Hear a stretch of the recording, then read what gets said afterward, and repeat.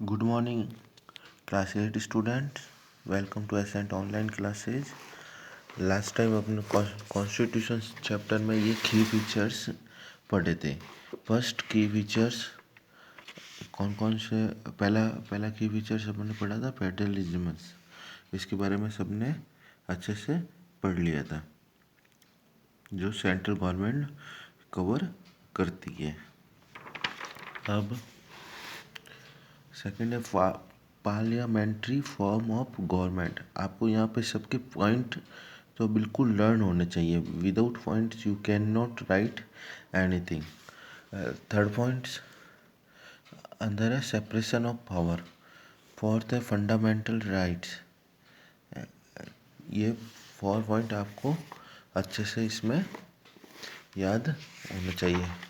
और last one है secularism. इसके सेकुलरिज्म पर अलग से क्वेश्चन आएगा, लेकिन ये भी की फीचर्स है।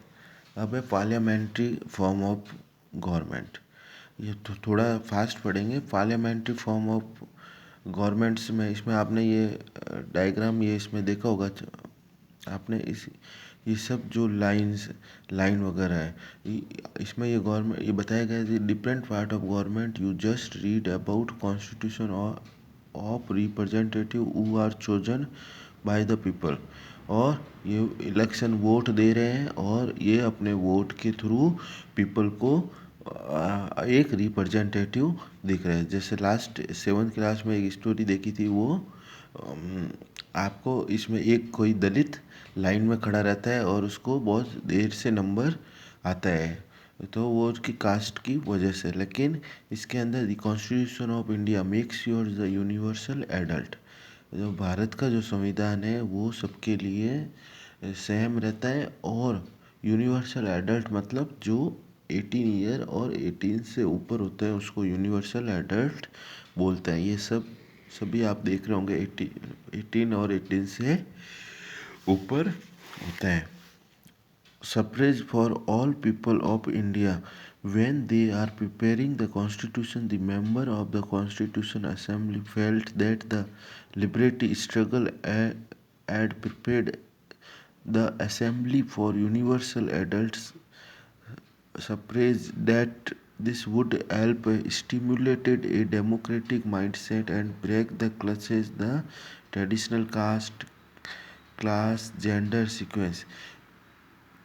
इसने यही बताया कि इस लाइन में जैसे जो भी वो वोट देने जाते हैं वो सभी अपने अपने जो भ्रांति होती है कि ये इस कास्ट का है, ये दूसरी कास्ट का है, ये दलित का है, वो सब उसको अलग करते हैं। क्या जब हम इलेक्शन देने जाते हैं क्या अपनी लाइन अलग लगती है क्या? ये ऊपर की कास्ट का है, ये नीचे की कास्ट का? ऐसा नहीं होता है। उस समय सभी द ब्रेक द क्लचेज, सभी तरह के नियम तोड़ के भारत का कॉन्स्टिट्यूशन की झलकता उसके अंदर दिखती है।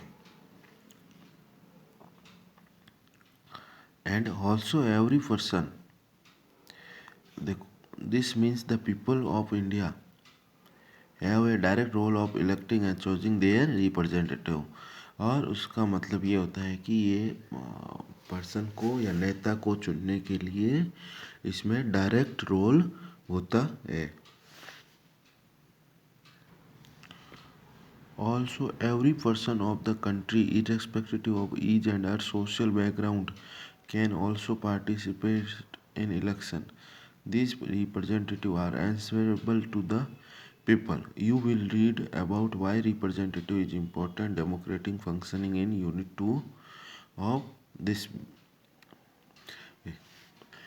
ये लास्ट वाला भले ही छोड़ दो, इसमें आपको इसमें ये मेन करना है कि वो पर्सन अपनी क्वालिटी और सोशल बैकग्राउंड या वगैरह सब देख के अपने मनपसंद से जिसके इलेक्शन में वोट ज़्यादा होते हैं वो पर्सन को चूज करते हैं और वो आगे जाके लीडर बनता है जो अपने समाज को आगे बढ़ाने में सहयोग करता है। डेमोक्रेटिक फंक्शन के बारे में नेक्स्ट चैप्टर सेक्युलरिज्म है, उसके बारे में अपन जब आएगा जब भी पढ़ेंगे। Third one, separation of power.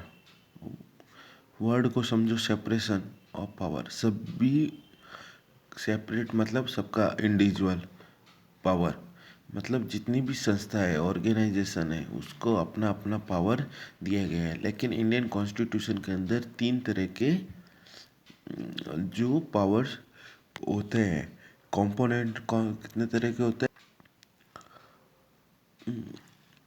ये तो आपने लास्ट क्लास में भी पढ़ा था। According to the constitution there are the 3 component of government. Last time कौन सा पढ़ा था? Central government, state level, state और डिस्ट्रिक्ट, जिसको यहाँ पे these are the legislature, executive government and judicially government.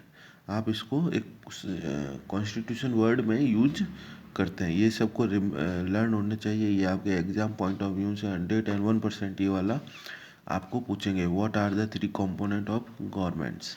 Legislature, executive and judicially.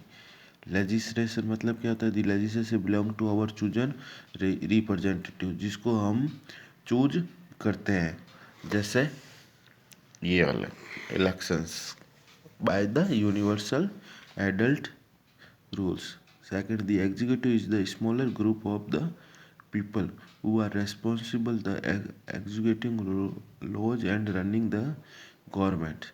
और ये एक जो छोटे छोटे जो ग्रुप होते हैं उसके ऊपर एग्जीक्यूटिव होते हैं, जिसको अपने कानून के मद्देनज़र रखते हुए उनको फॉलो करना पड़ता है। और थर्ड वन है दी जुडिशियली। ये आपने इस चैप्टर में आपको लास्ट थर्ड में होगा। जुडिशियली मतलब कोर्ट से रिलेटेड जितने भी जो एरिया, जैसे आप जहाँ अपन जोधपुर में रहता है तो जोधपुर में जोधपुर जुडिशियली लगता है। इसमें जो कौन सा कोर्ट लगता है, लोकल जो कोर्ट होता है उसको बोलते हैं। जैसे यहाँ लिखा हुआ भी है, belong to the system of courts in the country. नहीं, अपन नहीं बोलते कि कहाँ पे रहते हो, कौन सा थाना लगता है, मतलब वो जुडिशियली एरिया माना जाता है। In according to the intercept of misuse of authority by one branch of government. अगर इसमें से ये 3 लेवल है, 3 लेवल में से अगर किसी के कुछ मिसयूज हो जाता है तो दूसरी ब्रांच ऑफ गवर्नमेंट इसको हैंडल करती है। अलग अलग अथॉरिटी इनको कवर करती है। Through this, each components work as the check on the other components of government, and this ensure the balance of authority between all three. और इसके अंदर एक दूसरे को इन्होंने एक अथॉरिटी दी हुई है, वो एक दूसरे के पावर को पीछे फॉलो कर सकते हैं और चेक करने का संपूर्ण अधिकार रख सकते हैं। जैसे मैं आपको एक एग्जांपल देता हूँ। भारत का फर्स्ट पर्सन इंडियन प्रेसिडेंट, अगर कोई प्रेसिडेंट कुछ मिस्टेक करता है तो सबसे बड़ा भारत का प्रधानमंत्री होता है, उसको कौन चेक करेगा और क्या करेगा, आप बताइए। उसको भारत की सर्वोच्च judicially supreme court of India का जो जज होता है वो भारत के राष्ट्रपति का चेक करने का संपूर्ण अधिकार रखता है, क्योंकि ये अथॉरिटी दी गई है। और वाइस वर्सा, अगर सुप्रीम कोर्ट ऑफ इंडिया का कोई जज कुछ मिस्टेक करता है तो पूरा अधिकार भारत के पूरा सुप्रीम कोर्ट ऑफ इंडिया का जो फाइनल डिसीजन होता है वो किस पर जाता है? राष्ट्रपति पे जाता है। आपने देखा होगा जब कोई किसी को फांसी वगैरह दी जाती है तो वो राष्ट्रपति को लेटर लिख के उससे अनुमति मांगता है कि मेरे को फांसी की सज़ा से बचाओ, क्योंकि सुप्रीम कोर्ट ऑफ इंडिया के ऑर्डर को हैंडल करने का अधिकार सिर्फ भारत के राष्ट्रपति को है। इसलिए ये ईच अदर को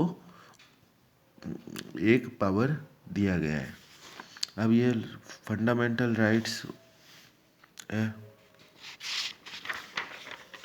और लास्ट में सेक्युलरिज्म।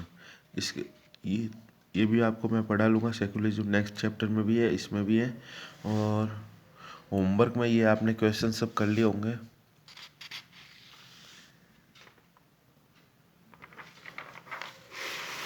इसमें अब आपको आज के लिए मैं आपको एक क्वेश्चन दे रहा हूँ। Question number 4, what are the key features of Indian constitution. आपको क्या करना है, पहले ये ऊपर लिखना है की फीचर्स ऑफ कॉन्स्टिट्यूशन, फिर इस तरह से चार्ट बनाना है, पांचों नाम लिखोगे। उसके बाद पांचों को इसमें एक्सप्लेन करोगे। एक्सप्लेन में आपको जैसे मैंने ये 3 पढ़ा है, आप चौथा भी कर सकते हो, आप लास्ट सेशन में पढ़े थे।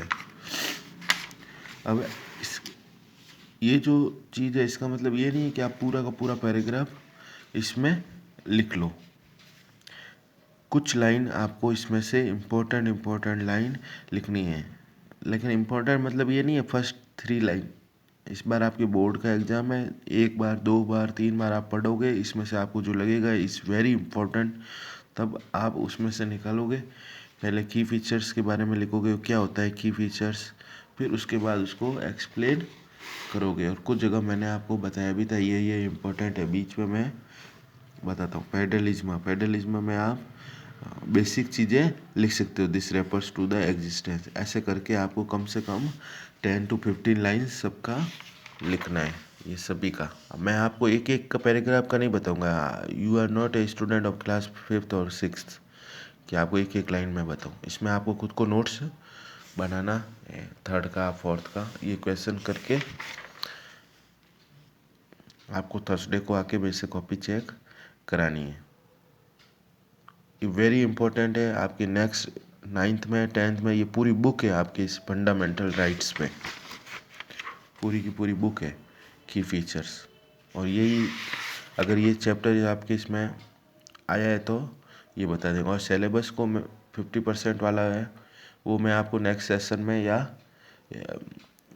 आपको मैं व्हाट्सएप पे भेज दूँगा।